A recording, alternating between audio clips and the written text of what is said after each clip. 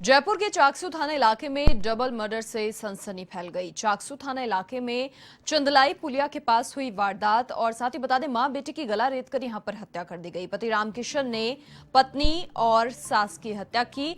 हत्या कर खुद आरोपी पति चाकसू थाना पहुंच गया। पुलिस ने आरोपी पति को हिरासत में ले लिया है और पूरे मामले की जांच की जा रही है। पत्नी और सास की हत्या कर दी और हत्या की वारदात को अंजाम देने के बाद खुद भी आरोपी पति चाकसू थाना पहुंच गया। पुलिस ने आरोपी को हिरासत में ले लिया है। मामले की जांच लगातार की जा रही है, लेकिन चाकसू थाना इलाके में इस डबल मर्डर से सनसनी फैल गई। चंदलाई पुलिया के पास ये वारदात हुई। अपनी पत्नी और सास की हत्या कर दी और उसके बाद आरोपी पति खुद ही थाने में पहुंच गया। गला रेतकर हत्या की गई। पुलिस ने हिरासत में ले लिया है। साथ ही पूरे मामले की जांच पड़ताल की जा रही है।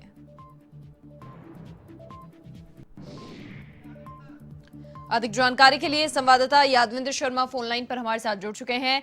यादवेंद्र, पूरी जानकारी दें किस प्रकार से। देखिए, वारदात को अंजाम तो दे दिया, उसके बाद खुद थाने पहुंचना भी एक सवाल। आखिर अगर इसको कहीं ना कहीं सरेंडर ही करना था तो पूरी वारदात को अंजाम क्यों दिया?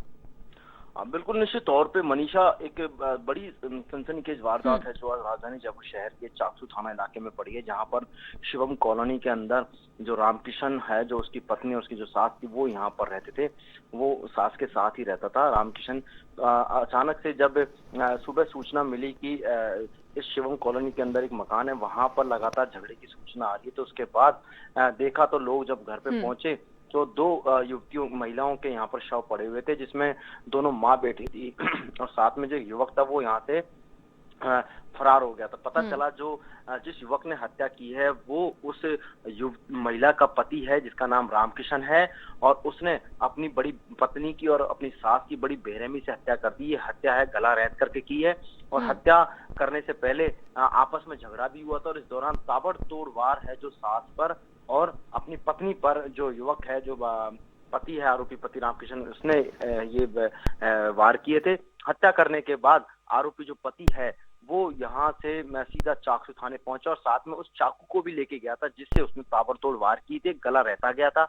उस चाकू, खून से लथपथ चाकू को ले जाकर के सीधा अचानक थाने में पहुंचा। तो थाने के अंदर पहुंचते ही अचानक से वहां मौजूद तमाम पुलिसकर्मी थे, वो अचानक सकते में आ गए कि खून से लथपथ ये युवक है, ये कौन आया है।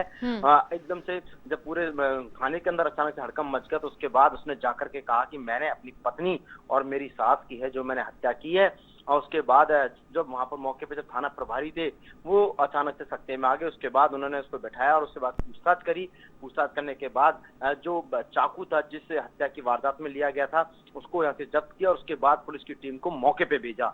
मौके पर भेजा तो देखा गया कि खून से लथपथ दो शव है जो पड़े हुए हैं, उनकी मौके पे ही मौत हो गई है। उसके बाद पुलिस ने एफएसएल की टीम को भी मौके पे बुलाया और साथ में सूचना मिलने के बाद जो एसपी हैं, डीसीपी हैं मनोज चौधरी, वो मौके पे पहुंचे और एडिशनल एसपी हैं अवनीश कुमार, वो भी मौके पे पहुंचे और यहाँ से मौके से कुछ साक्ष्य जुटाए। लेकिन जब युवक से वहां पर पूछताछ की गई तो उसमें सामने आया है कि अवैध संबंधों के चलते इस पूरे हत्या की वारदात को अंजाम दिया गया है, डबल मर्डर को अंजाम दिया गया है।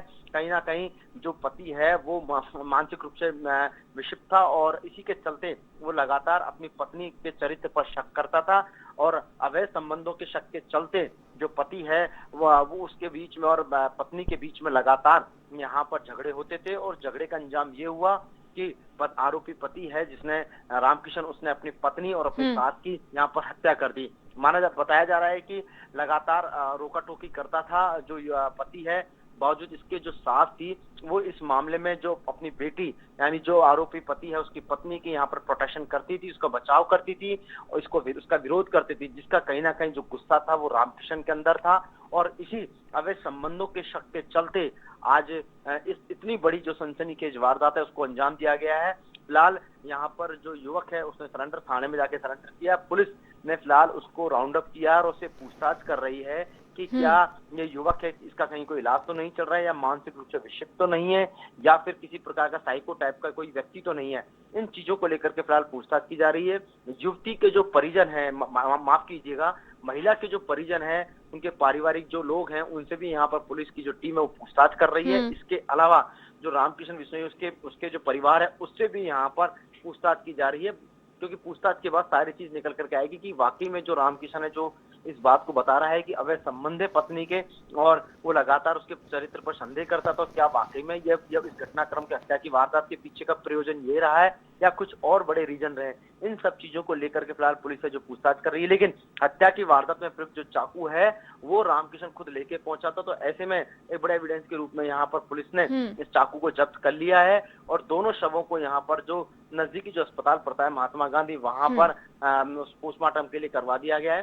फिलहाल यहाँ पर जो पुलिस है जो अब यहाँ पर जो रामकिशन है उससे पूछताछ कर रही है, उसके बाद सारी चीजों का पटाक्षेप होगा, खुल करके सारी चीजें सामने निकल करके आएगी बात।